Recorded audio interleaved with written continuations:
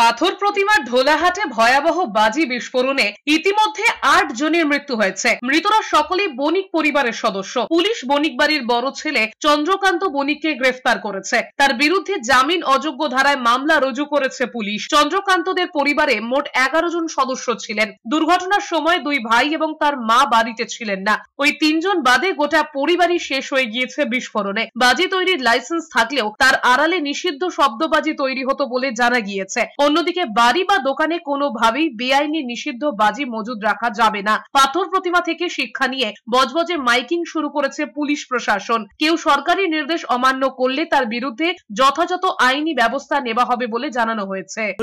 মহেশতলা থানা, বজবজ থানা করে বিভিন্নভাবে তারা ব্যবসায়ীদের সচেতন করে যে বেআইনিভাবে কেউ বাজি তৈরি মজুদ করবে না, বিশেষ করে ঘরে। তো সেটা আমাদের এখানে প্রায় বন্ধ। ঘরে বাজি আমাদের এখানে প্রায় হয় না। এইভাবে করে নিজের জীবন প্রাণহানি ঘটায়। তো সে তার চেয়ে দুঃখজনক ঘটনা কিছু নয়।